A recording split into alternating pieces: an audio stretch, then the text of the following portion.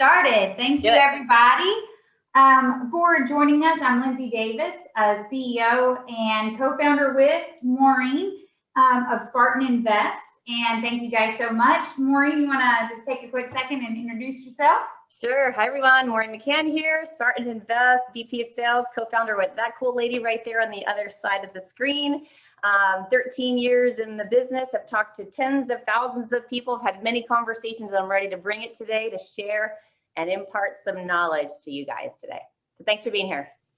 Awesome. Okay, so for everybody out there that has seen some of our SIPS episodes before or has caught us in the past, you know, we started doing these right after COVID, right after the shutdown. So we're almost at our year anniversary of bringing these to you monthly. And we started with talking about how COVID's affected us. But right now I got Maureen on, and we're going to take it back to the basics. I want to know real estate. Everybody knows right now that the market's hot. Houses are flying off the shelves at thousands more than they were just a year ago. So Maureen, just tell us what you see right now. Why is real estate so sexy right now? You know, we could qualify it right now, or we could say for the last, in my career, 13 years, but I even think prior to then, I think back to the Rockefellers, the Mellons, the Morgans, the Rothschilds, right? They own huge portfolios of real estate that they still hold today, right? So real estate has been tried and true for centuries. In our context, so for the last 13 years, it's been sexy. Why? I will just share with you, there's probably a lot of the listeners here are on this call or will tune in later because of 5 basic reasons. In 13 years, I can drill down why real estate is sexy for the investor. And it comes down to what their main goals are. Number 1, they want to get out of their jobs, right? They want to get out of the rat race. They hate their jobs. They hate their boss. I love you, by the way, so I want to stay. But they do. They want to find a way to get out of their job. So they've got to find streams of income to be able to replace their active income so they can pay their bills and not have to go to work. So that's number 1. Number 2, they really want, they love to have investors that love their jobs, right? They don't want to leave, but they just want to supplement their retirement, maybe to retire sooner so they can spend more time with family. Number 3, they want to pay for college for kids, right? I don't even know what the expense is going to be when my 3 kids go to school. I'm going to have 2 in at the same time. I'm telling you, my 529 account at its meager interest rate earnings from the stock market is not going to cut the mustard when it comes to a 4-year university. So my investment strategy was to invest in real estate properties, $100,000 property, pay it off in 15 years, sell it, and now you've got college tuition paid for, right? So that's another reason that investors find us. 4th reason is reduced taxes, right? Our biggest bill in our whole lifetime is our tax bill. So we have to find legitimate ways to reduce it. And owning hard assets is a way to do that. A lot of investors know that. And then the last one that I have found in my 13 years of research is there are parents out there that have young kids, and they even have, there's families that are even taking care of their elderly parents, and they need care, they need money for long-term care, right? And I've got several families that I work with, several parents that I work with who that's exactly what they're doing. They want streams of income set up so that they can take care of their kids. So I will tell you the majority of, not the majority, everyone that comes to a phone call to our company is they just want to do good and do right by their families and take care of people. That's it. That is hands down the biggest motivator. I mean, we see that time and time again. People want to set themselves up so their children don't have to take care of them. They want to or set their children up. So paying for college, retiring early, getting out of your current job. Everybody at Spartan Invest, please don't start taking notes on how to get out of your job. Reduce taxes and setting up your children for success, or in the event that they can't take care of themselves, or your parents. So like I said, we're getting back to the basic. And I know you've talked about this a lot, but it's such a hot topic right now that how does real estate do that? Like if somebody walks up to you and is like, hey, do you want to retire early and quit your job and, you know, or do all of these things, you know, I'm going to hang up on them, or, you know, I'm not going to take the call or anything like that. So how does real estate do all of those things, or can do all of those things? So, you know, real estate pays us in 5 ways, right? And I think a lot of investors, we all focus on the cash flow because that's what comes in every single month. We see our bank accounts increase because the debt's paid, the cash flow's there, and we're like, yes, this thing is beautiful. We all get focused on that, but there's other ways. There's other ways that real estate pays us, and that's why it's been such a wealth builder for centuries. And that's why people they buy hard assets, they hold on to the hard assets, because hard assets, when you invest in them, do 3 things. They reduce your tax liability, they produce cash flow, and they appreciate in value. These are the 3 core things that you need in order to build wealth and beat inflation. So when you look at the 5 ways, everyone knows cash flow, right? It's like it's money coming in after all the debt expenses are paid. Perfect. Then you've got appreciation, depreciation, loan pay down, and the hedge against inflation. And what I have found, Lindsay, is that I get a lot of mileage just spending some time with each individual investor that I talk with on the first call. Number 1, I find out their why, right? Why are you investing in real estate? I ask that question, and that's the reason why I know those top 5 answers, because it's all the same, right? Number 2, I then take the time and I say, has anyone ever showed you the rate of return, like how to calculate the overall rate of return for your real estate portfolio, or even just one property when you start out? And most of them don't. Like, you know, I love that they're honest, you know, and they go, yeah, no one's ever showed me. Will you? And so I got to give Keith Weinhold a shout out, because he's the one that just made it really simple for me. So I love you, Keith, if you're watching. Get Rich Education Podcast is thebomb.com. So you got to tune into that. But what you see is rate of return is just a very simple formula of profit divided by equity, right? And you take the 5 ways that real estate pays you, and let's take appreciation, for example, right? So wait, are we about to go through the? Do you want to? Should we do it? Yeah, let's do it. Let's break it down. Okay. I want anybody out there that's listening, or that we can send this to later, to have that knowledge to go, okay, so I can take the appreciation, I can take the cash flow. Let's break it down. Maureen, do your thing. All right, let's do it. All right, so if you're listening, grab a piece of paper, grab a pen, pencil, I don't care. Let's do this, because I tell you, my investors, they love this. And at the very end, they go, no one's ever showed this to me. This is so valuable. I learned more in this call than I have in all the calls that I've had with other turnkey providers. So thank you so much. So let's jump in. Here we go. On the top of your paper, right, rate of return equals profit divided by equity. And the 5 ways that real estate pays you. Number 1, appreciation, right? I want you to write down $100,000, because that's what we're going to buy today. We're going to buy a $100,000 house, but we're not going to put $100,000 in. We're going to put $20,000 in and have the bank finance the $80K. All right. So our equity in the deal is $20,000. Now, what's our profit? Okay, so let's take a look. Across the United States, the average capital appreciation is 6%. So that means in 12 months, your property goes from 100,000 times 6% makes 106,000. All right, I know you can't answer me, but is that $6,000 profit? The answer is yes. The answer is yes. Subtle hint, subtle hint. So what do? You just take the profit, you take it and you plug it into the formula. So our profit 6,000, we divide it by 20,000, and we get a rate of return of, drum roll, 30%. I have this committed to memory, so don't think I'm like a whiz. I've done this many times, so I know. Okay. I do Jersey math, which was avoid calculus at all costs. So, but. And you should have never said anything. Would have been like, man, she's a math genius. Yeah. I guess I could have had that image, but I'm pretty transparent and truthful. So no, you put dollar signs in front of numbers. I get it. You mix it with like letters and symbols and I'm like scrambled eggs in my brain. So, okay. One thing I forgot to mention though. So,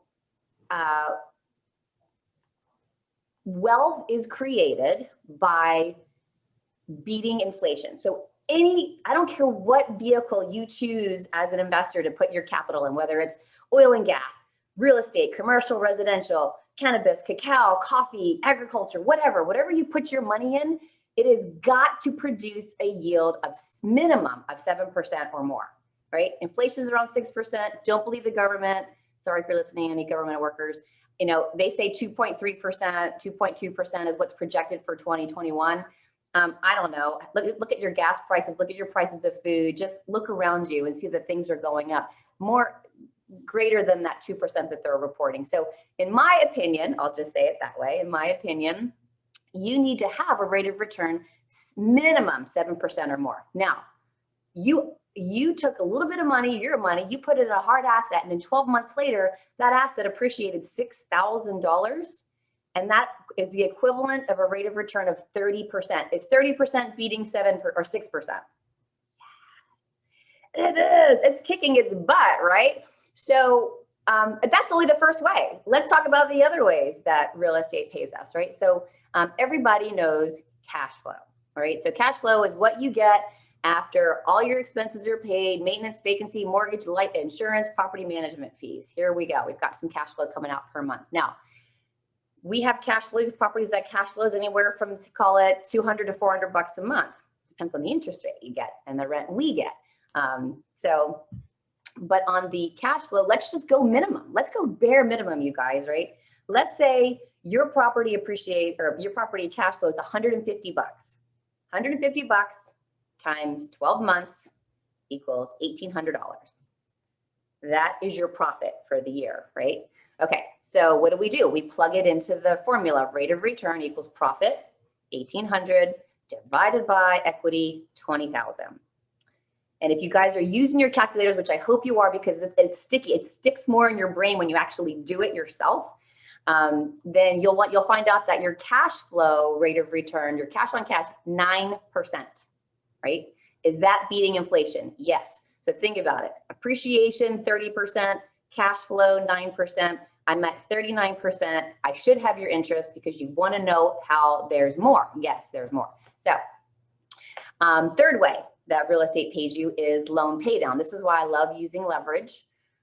So think about it. Let's say we have that same $100,000 house that we bought. We put our $20,000 in. We've got a mortgage debt of $80,000. 12 months from now, do we still owe 80 grand? No, we owe less than that. Probably, let's call it $1,000, right? Because I love the US banking system. I don't know whoever came up with that business model of, hey, let's create a 30-year fixed mortgage note so that we can collect interest for 30 years, but we get all the money, the majority of the money up front. I mean, a great business model, seriously, right? Other countries don't have that. I don't know why they're slow to uptake on that, but they should. Anyway, the point is that the principal reduction in year one is paid by the renter, resident, right? And let's just say that's $1,000, right? Because the mortgage payment is made up of two parts, your principal and your interest. Interest is your only expense. Here you go, Mr. Banker. Thanks for lending me the 80K. Love you to pieces. Let's do it again 10 more times for our golden tickets. And then a year later, we owe 79,000 versus 80. So that means that $1,000 was profit because that was like the principal payment. It's like putting money back into our own account. So what do? Let's take the 1,000, which is profit, divided by our equity of 20 grand. Lindsay Davis, are you doing the math in your head? If not, I will tell you the answer. It's 5%, right? So that's your rate of return just on the loan pay down. Okay, now tax benefits, number 4. So the fourth way real estate pays you is through the tax benefits of two ways, through depreciation and through 1031 exchanges, which is just a capital gains deferment that you can just not pay the tax and roll it over into additional like-kind properties over and over and over again.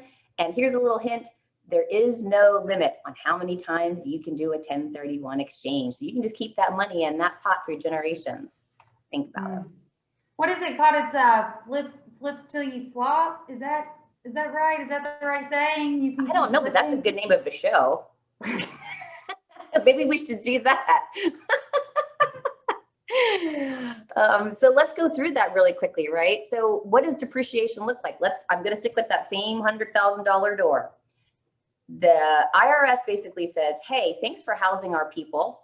You know, and when you do, you get tax benefits. And you know what? Think about it. It's not just with housing. It's with agriculture. It's with energy development. So, you know, you invest in oil and gas, significant tax breaks in year one. You invest in agriculture, same thing, right? The government says we need help in doing these activities, feeding people, creating domestic energy, housing people. When if you do that, you get to keep more of your money. Just play by our rules. Perfect. I'll do that.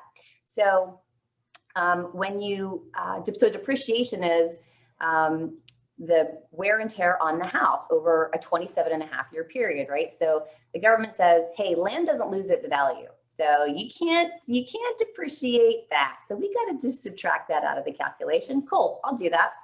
So let's take 100,000 minus, it's usually about 20% of the property value. So you take 100,000, subtract out 20% or 20,000. Now you have a structure valued at 80,000. All you do, guys, is you take the 80,000 divided by 27.5 years. Don't ask me where they came up with that number. I have no idea. I think it's just who knows, whatever, just go with it, right? So 27.5 divided by, or 80,000 divided by 27.5 gives you 2909. Is that what you deduct? No, because guess what? Everyone on this call, we all fall into a different marginal tax rate. So you just have to take your tax rate and multiply that by 2909, right? So 2909 times 35%. I didn't do that math in my head. Hold on, people, I'm coming, right? So 2909 divided by, 2909 times, I'll just say 35%, 1018, right? 1018. So that means is that profit, because the US government says, here you go, you can keep 1,018 of your own money. We're not going to take it from you because you house some of our people. Awesome. What do? Plug it into the formula. 1018 divided by 20,000, right? Rate of return, profit divided by equity. I'm going to keep saying it. And that comes out to about 5% as well, right? Now, the last way that real estate pays you is not for it's beyond my mathematical scope, right? But basically I can explain it really well. It's called the hedge against inflation. I'm sure you guys have heard that term. How is real estate a good hedge against inflation? And basically it's this, right? So we take out a loan on the property, we have to pay that back. We lock into a 30-year fixed rate at a low interest rate, record lows right now if you've been paying attention. And so you've got this, so your payment stays the same, yet your wages and prices escalate over that same time period that you own that rental property, right? And as you earn more and make more, it's easier to pay back that loan because the banker, he's not that greedy, right? He wants his interest. He wants it for 30 years and he wants it up front, but he's not asking us to pay the loan back in inflation adjusted dollars. He's only asking us to pay it back in nominal dollars, which is the equivalent of about a 3% benefit to a real estate investor. So think about this, guys. Summarize 5 ways. We all focus on cash flow, but that's just one part of investing in real estate. The 5 ways you get paid is through appreciation, 30%. And for those thinkers out there that are going, that sounds too good, Maureen, I'm going to push back a little bit. Fine, I'm going to answer your question, even though I can't hear you asking me it, but I can hear it in my head because I've heard it before 1,000 times, right? So let's say you go, oh, it's only a 3% appreciation in the market. Okay, fine. So your $100,000 property goes from 100,000 to 103,000 in 12 months. That 3,000 is profit. You divide it by the equity of 20 grand. That gives you a 15% rate of return. Are you okay with that? Does 15% beat 7%? All day long, right? So your 30%, let's go back with the bigger number because I like that number better, right? So 30% on depreciation, 9% on cash flow, 5% on, what was that? Loan pay down, 5% on depreciation, and 3% on the inflation hedge, and you come up with 51% rate of return on one investment property. Multiply that by 10, by 20. We have some investors that have 600 doors, not all with us. You know, it's people that they're all over the United States, but they are capitalizing on those 5 ways. So when an investor comes to us and they say, I want to pay for care for my mom who's elderly. I want to pay for my disabled kid. I want to pay for college for my kids. I want to get out of my job because I hate my boss. I love my job, but I want to have more money coming in because I know that there's increased expenses as I get older, you know, healthcare, college, etc. So you want to have multiple streams of income to pay for those things, which really is just, they want to take care of their family and their community at large. And real estate is one vehicle to do that. And we just happen to specialize in it. I completely agree too on the pushback of appreciation, because that's not one thing. If you want to make it specific to where Spartan is, Alabama is not known for having the astronomical appreciation that you see in where you are, Maureen, and we just don't. Now, in the zip codes that we specialize in, obviously in the last 12 months, we've seen quite an increase, but on average, we're more in the 2 to 3%.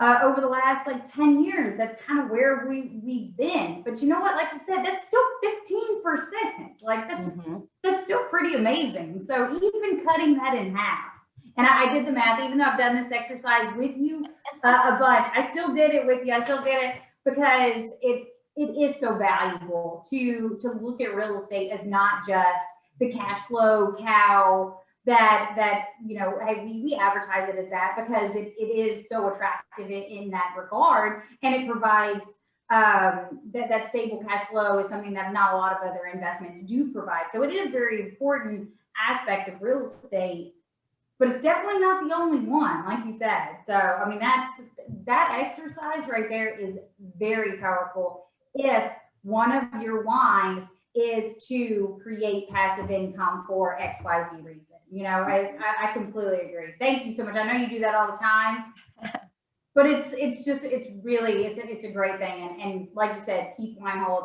for kind of putting the top 5, he advertises that a lot. Huge shout out to him for that. Okay, so that was a lot. And like I said, real estate, super sexy right now.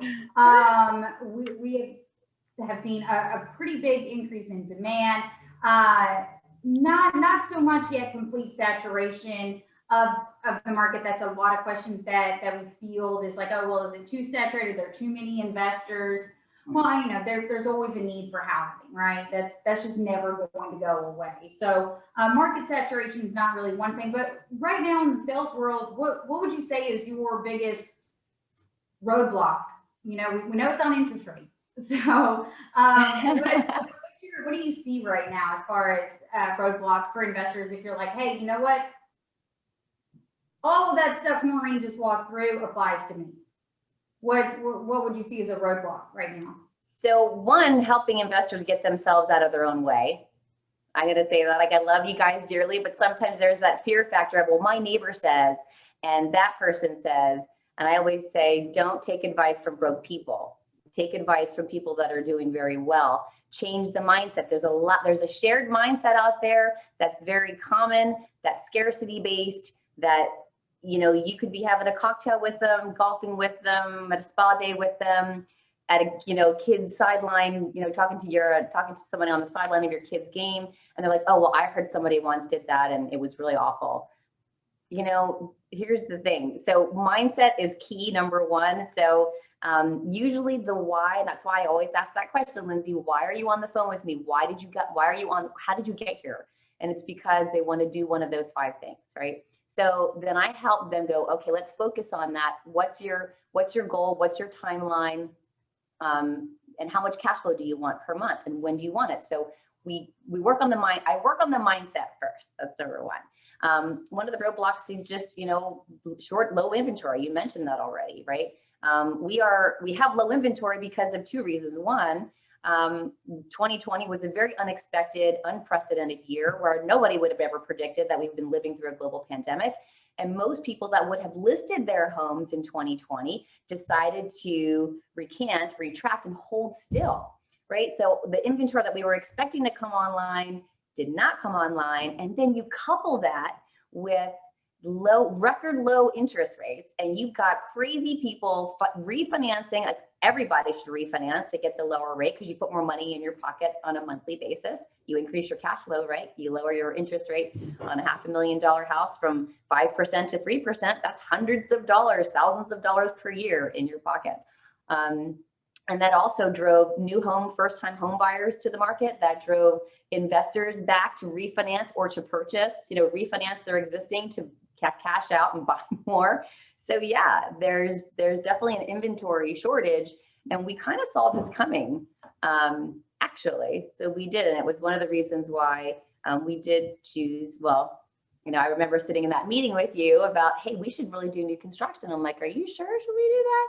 And you gave me your reasons why. And I was like, okay, the girl knows her stuff. She's following the trends. And so, here we are now, with, we do rehabs and we do new construction. But you saw the trend coming with the low housing starts.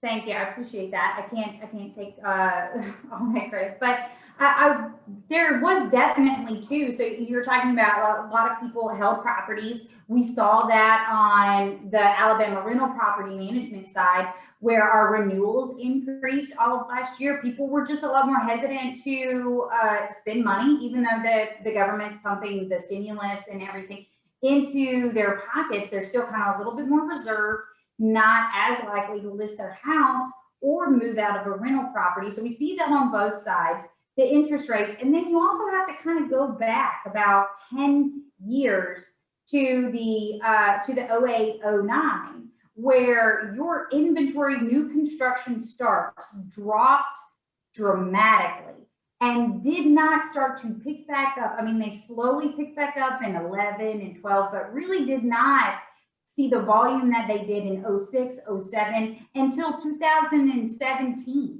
was when we really saw new construction inventory. So as our population continues to grow, those houses were not available. For owner occupants. And then you couple that too with COVID, and people are flocking from the highly populated areas. People are like, get me out of New York. I'm going to move to the suburbs. If I've got to work remotely and I'm stuck at my house with my 3 kids, give me some space, please. I feel that in my soul. So we see like several of these factors and kind of all shoved into a short time frame. We've seen that inventory or lack thereof really affect, and that's another reason why we've really started ramping up our new construction. We provided it about a year and a half ago was when we first rolled it out, and then started a new construction company within the family of companies under Spartan Invest to strictly provide investor clients with brand new turnkey rental properties. Mm-hmm. And you go through the same process that all of our renovated properties go through. So we are constantly trying to ramp that up, and we've seen a lot of demand, and we've seen on both sides, we've seen demand from tenants and investors alike, and that tenants want to move into a brand new home. They're still a little hesitant about purchasing, especially, the millennial generation was the first generation to hold back on jumping into the home buying scene. And the generations after that are the same. So it provides brand new homes for tenants, and then low maintenance and new homes for investor clients wanting to get into real estate. So what are some of the other benefits that you see when you're talking to investors for renovations versus the new construction? Yeah, well, you've got, I can break it down into like talking to investors that are brand new, that have never done this before. And then you've got your experienced investors that own multiple units, multiple doors. Both of them have a very different perspective, because one has experience and the other one doesn't have experience. Or this one who doesn't have experience may have talked to someone that has the experience and got really scared. And so they're like, I only want new construction. I want low maintenance. I want low headaches. I'm willing to take a little bit lower rate of return and a little bit lower cash flow compared to some of the older rehab homes, but I'm okay with that because my risk tolerance allows me to go here. And I'm okay with that, right? So we've got a really nice diverse portfolio of offerings where we can offer, rehab properties or brand new construction. it's no secret. I think that when you have a brand new built 2021 brand new built home, that the projected maintenance cost is going to be lower than if you own a 1940 year built house.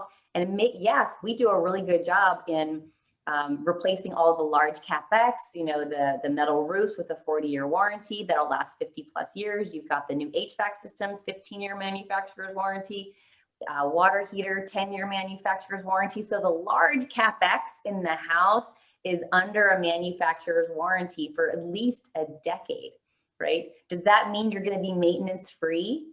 No, right? We do upgrade electrical and plumbing to 2017 building code when we pull permits. That's what's required of us from the city. So we comply. We're the biggest home builder or biggest home buyer in both Huntsville and Birmingham. So we have a really good working relationship with the city inspector's office. And they're very enthusiastic about their job. But I get it. They're trying to protect, people moving into homes that are uninhabitable, unsafe, unstable. And we're the checks and balances. We want to make sure that we're actually doing a quality renovation. So, I think it's prudent as an investor to have both new construction and rehab properties, because you're going to get higher rate of return, right? And again, think about it. You've got your higher rate of return, higher cash flow, a property that will be stable long-term with a good rate of return, less, presumably and probably and very likely less maintenance over time. And the combination of the two is a winning combination.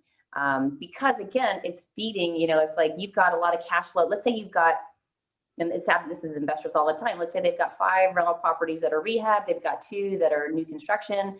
They'll take and they want to pay off the debt service faster. They'll aggregate the cash flow from, let's say the 5 rehabs to pay off the debt on the new faster, because then they'll get more cash flow with their portfolio. And it depends on how old people are too, right? Like if you're, and I wish we had more 20 and 30-year-olds calling us. Like we need to get more messaging out to these millennial types to really focus on their financial future, because they're really not. Because I can tell you in 13 years, it's very rare that I talk to a 20 or 30-year-old. 40, 50, and 60-year-old is the demographic who's going, I'm going to outlive my money. I am fearful of outliving my money, and I still have healthcare and college education to pay for. So, and my single income or my dual income with my spouse is not cutting the mustard, because we're already, it's paycheck to paycheck, or it's tight, right? So we've got to get ways to increase cash flow. I think I'm going off on a tangent. I am like, you got to bring me back, Lindsay. Bring me back. Sorry. I've only had 2 sips. Sorry. Yes. Come back.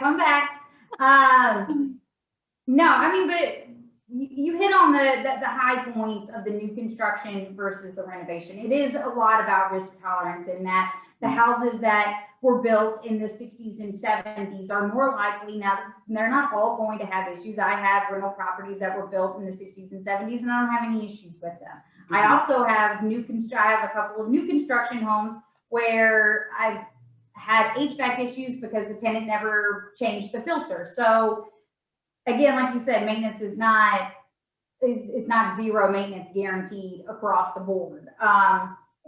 But there is less maintenance, less long-term maintenance on new construction.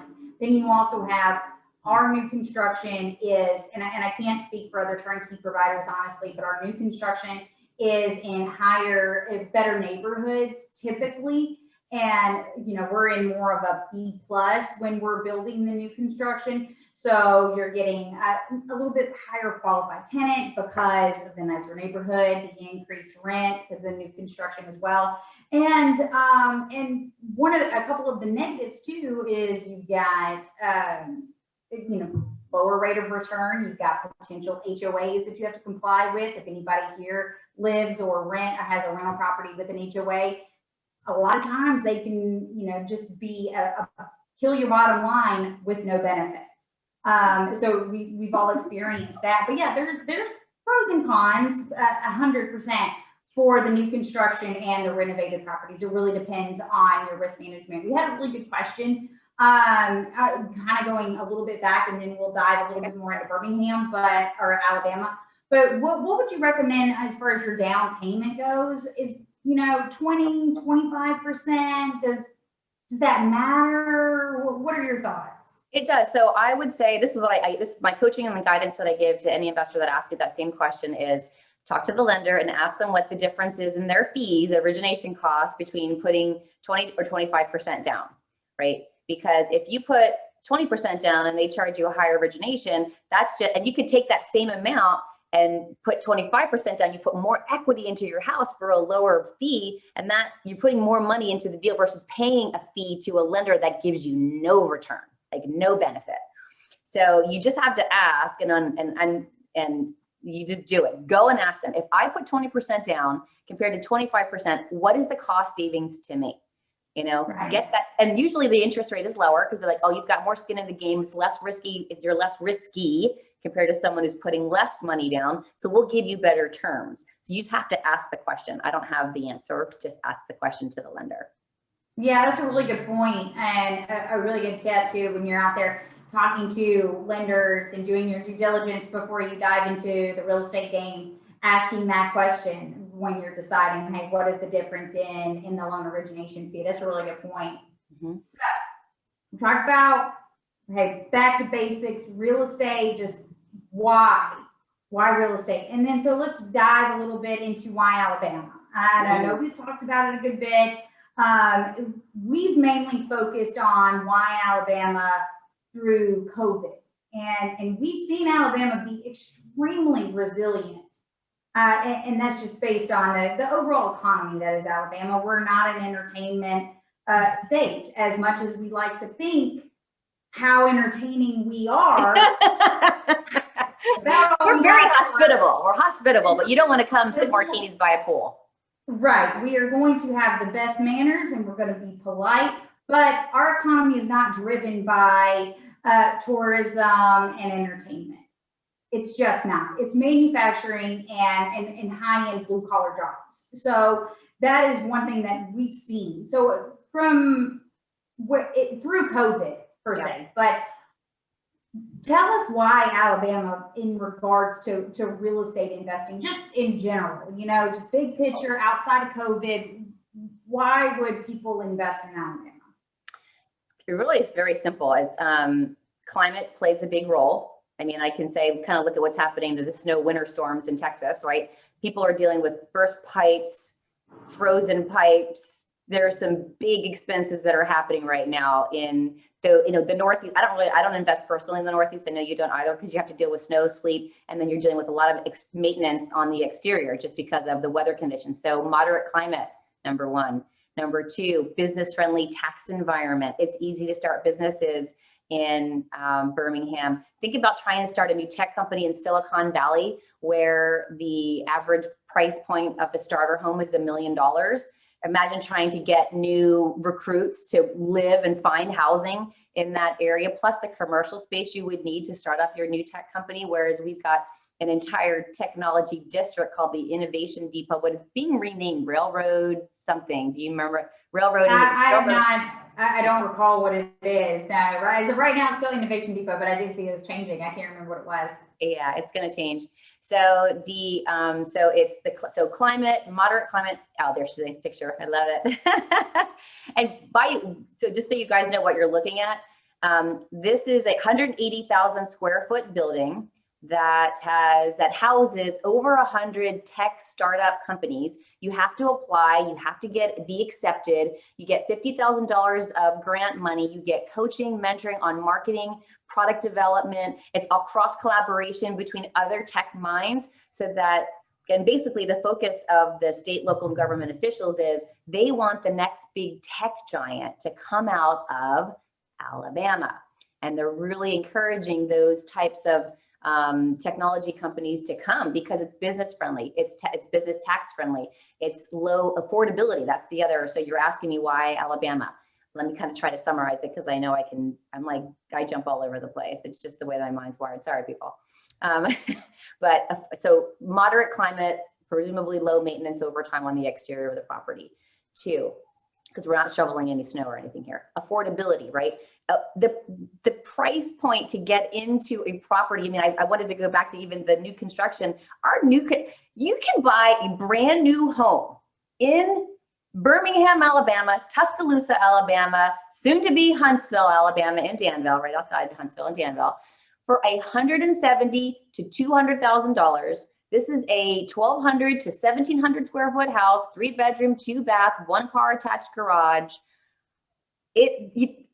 People that in New York and California are laughing at that right now. Like that's an impossibility. It's an improbability. It is exactly what is happening in our market. So affordability, which means low barrier of entry, right? Not even just for us as investors, but for the renters, right? If you've got a low cost of living, your likelihood of staying put for a longer period of time because you can afford, food, gas, a quality life, right? Because you're not paying $3,000 in rent for a 900 square foot space in New York, which I think, by the way, I've heard there's 17,000 vacant units in New York City, which just tells you, which is not normal, right? But we're not in normal circumstances because people are flocking towards space because they value space more. And we just happen to be, the company that's in Birmingham, Alabama, Huntsville, Alabama, where there's a lot of space, we're not living on top of each other. So let me summarize it quickly, right? So why Alabama? Great climate, affordability, so easier to just access to get into building a portfolio of properties, business-friendly tax environment.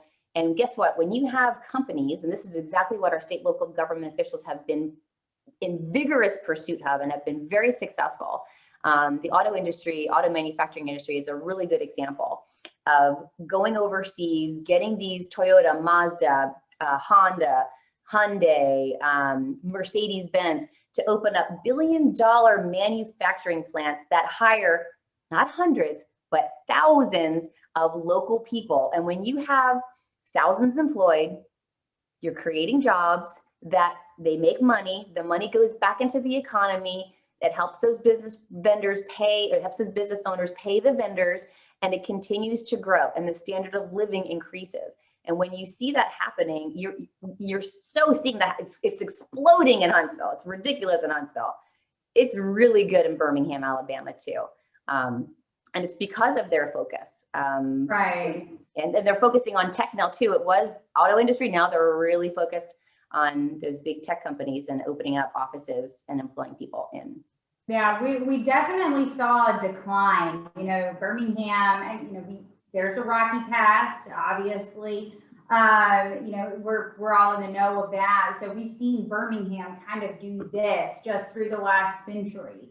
It's never been known for one of the it cities, and so from like 2000 to 2010, we saw a pretty big decrease in population. A lot of that was because of crime, and then the city just completely revamped the University of Alabama at Birmingham, which is downtown. It's the second largest employer in the state. Focused more on the entertainment, providing some diverse like culture options in downtown, focusing on tech. The large shift is local. Target just purchased it for $550 billion. We've got, obviously, of course, Jesse's showing the brewing company that like to drink. Became legal in Alabama. So that's been on a pretty big boom as well. So the city and the state really put a lot of emphasis on growing the economy, and we've seen that propel. So we were kind of positioned really well back in 2011 and 2012 to see the progress and kind of take advantage and go ahead and be boots on ground in real estate here locally. And like you said, we've seen it just blow up in Huntsville, thousands and thousands of jobs. Property taxes too. Property taxes are almost a joke in Alabama. Just comparatively speaking, when you look at other pro formas from when you're comparing property tax rates, it's laughable. One of the, we did get one question that I think is really good, and it's kind of talking about when you're purchasing properties and when you're, hey, when you figured out your why, you know that you want to do this. A lot of the logistical questions can kind of get muddied. So what would you say as far as like the differences in purchasing in an LLC? Does that matter? Oh, so you can purchase in an LLC, but usually you have to buy cash so there's two ways. Let me just say it this way, right? There's always a way to get what you want. You just have to find the person who's going to say yes and avoid the people that say no, because you'll find a lot of no's. But here's a legal way to do things, right? If you want to purchase directly in an LLC, and the reason that you want to do that is because you want to protect your assets from anybody taking things away from you, because we are in the United States is a litigious country, which I think there's more lawyers than any other people employed in the world. They happen to reside here in the United States, and they're looking for a case for anything.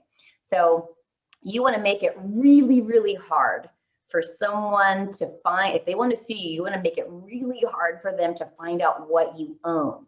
So you have to kind of have layers, right? Never put your name, never use your own personal name in an LLC. Don't name your LLC your name, okay? Right? Because here's what happens. Someone does a little search and they go, oh, Lindsay Davis. Oh, she has an LLC. Let's go see the contents of her LLC. Oh, she's got $3 million in real estate. We're going to pursue that case, right?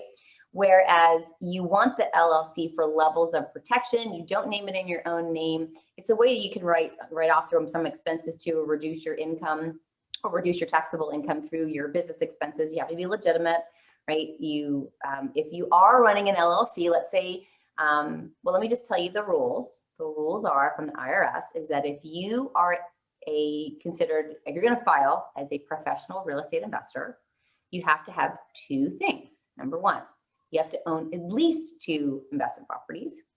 Number 2, you have to document 750 hours in your real estate business. Now, if you're working a full-time job, kind of documenting 16 hours a week is going to be hard for you to do that, right? So if you've got a spouse or someone that's a stay-at-home, that works perfect, right? Because then you can legitimately document those hours because that's perceivably doable in the IRS's eyes. So the question I know though is, do you purchase in an LLC right out front or not? And are there benefits? So here's the deal.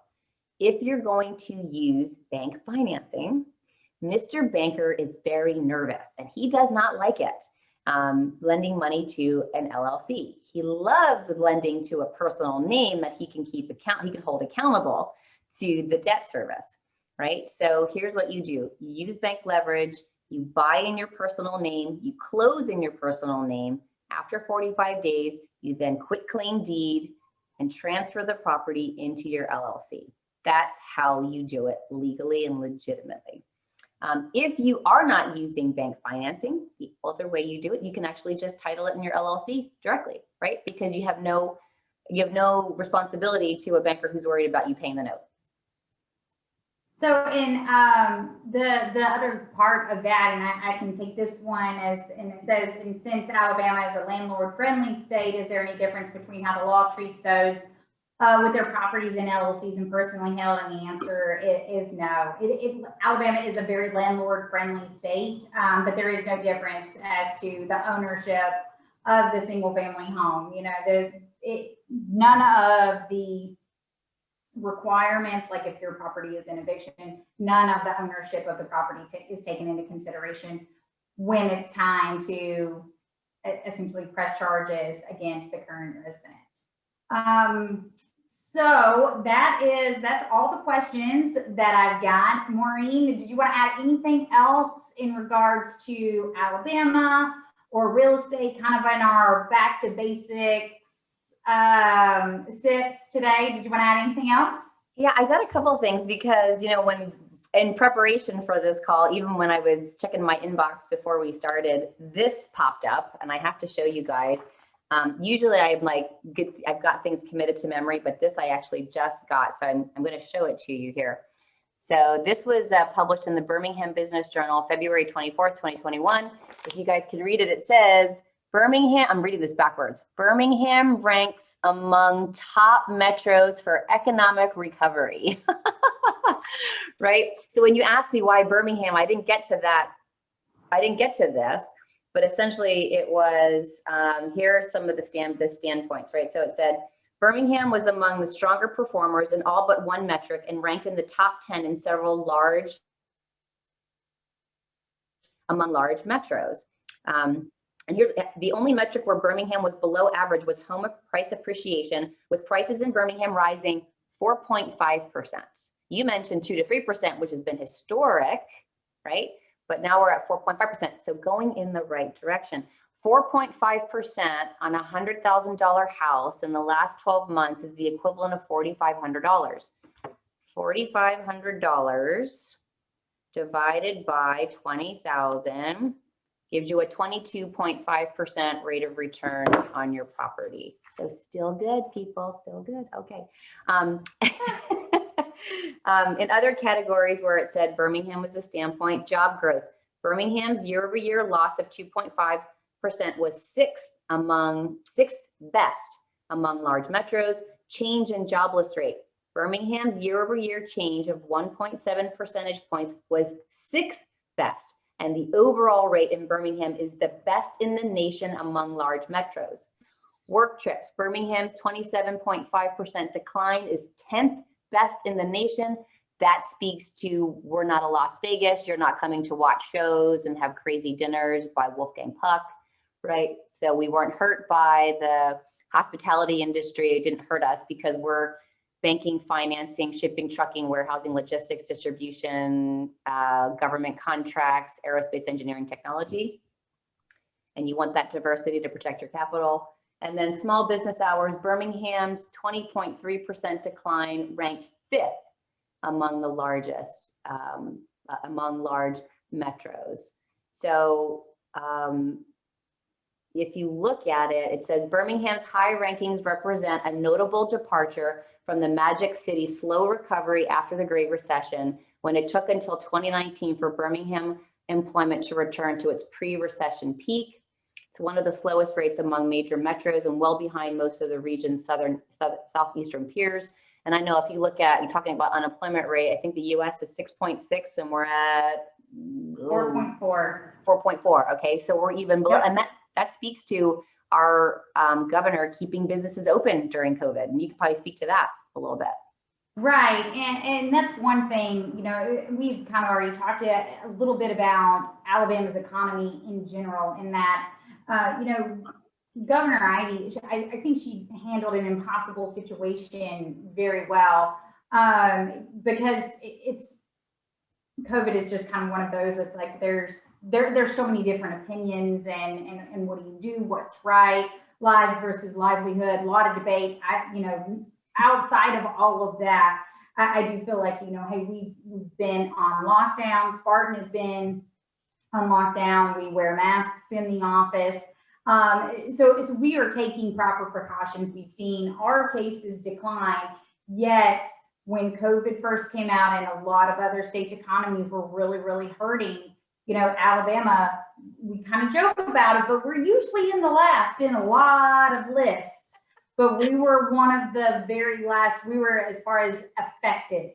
And the states, I think we were 48th on the state's economies that were least affected by COVID. We were at the very bottom. So we were really, really happy to finally be at the bottom of a good list. You know, and so we'll take it.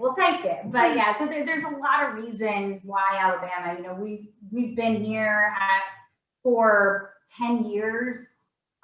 So we could go on and on about why Alabama, but yeah, Maureen, thank you so much for sharing that. I've got,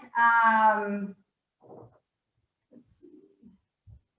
I got one last question. So we've got, any word on how the market in Huntsville will be affected with the announcement of the military moving Space Command to Huntsville? Any changes with our strategy to that announcement?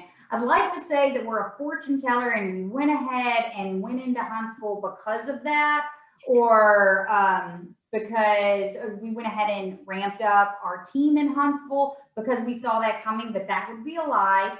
we did do all of those things, but not because of that, because there is so much else going on in Huntsville as well. We've got a Google, Facebook data center, Toyota, Mazda, like she said, bringing thousands and thousands of jobs to the Huntsville market. So we had already ramped up our team there to continue to acquire and renovate. It's a great market. And we do foresee it just continuing to grow. You know, they're stating that Huntsville should be the most populated city in Alabama within the next 5 to 6 years. So it's going to surpass Birmingham pretty quickly. That's what's projected right now. So we are ramping up in Huntsville as well, getting a bigger team there to handle the demand from our investors to get in kind of a little bit more on the ground floor of a great market. And we're going to see the potential appreciation a little bit more in Huntsville than we are in Birmingham. Birmingham is more stable. It's been around longer. The economy is just as diverse. But yeah, so we were very excited about that announcement. Wish we could say that we predicted it, but we didn't. What we do know is that in the last 12 months, this is according to Zillow's home prices and values, and I checked it, I kind of fact checked it against some of the properties that we have. And in the last 12 months, that Huntsville capital appreciation comes in at 8.9%. I know. And the average time so one of our biggest challenges, I love Graydon, thanks for the question. One of our biggest challenges is having enough Huntsville properties available for the significant, enormous demand that we have on this market. And I will tell you that we will list a Huntsville property on our Shopify site, and the average time that it's on the site is less than 7 minutes. So it just goes to show you that there's a very keen awareness of the tremendous amount of growth that's taking place in Huntsville. And I do believe that it will be a larger MSA. It will be the largest MSA in all of the state of Alabama. And we've already been there for 2 years. We've established relationships. We just had to hire more people because the demand has increased significantly because of all the headlines, you know, with the Google, Facebook, with the Toyota Mazda, with the US Space Command Center, you know, and the FBI relocating there. So, you know, it really comes down to this. I've learned this in 13 years, and I'm not an economist, but I'm someone that's been on the real estate side, single family for a long time. And it's pretty basic. You go, if you create jobs, it brings people. So you have job growth, creates population growth. And then those people that live there, they're going to spend money locally in the economy. And as that population grows, the housing demand grows. So it's really simple. Create jobs, see the population grow, see the housing demand increase. And we just happen to be in that area where you know, the housing the housing demand is high for owner occupants as well as for investors, because not everybody can afford to buy. And so we service that community that needs a really nice place to live in really quality, safe neighborhoods for reasonable prices. Yeah. All right. So sorry, we got 1 minute left. Maureen, Okay. Wrap us up with like one of your favorite. Pick your favorite real estate quote. You gave me 3 the other day. Give me your favorite. Okay, so here's one of my favorites. Don't wait to buy real estate. Buy real estate and wait, because when you do that, you get that appreciation piece of it. I know you've got one too. I know you've got one too. Don't you? Oh wow! No? Wow. Put me on the spot. Best time to buy real estate was yesterday. Boom. Like, you can tell guys you're really passionate. Thank you guys so much for joining us. Thank you again. We will see you next month. Visit our website, spartaninvest.com, to submit any topics that you want to hear about or any questions that you want us to answer. Thanks, guys. Bye. We appreciate you. Bye.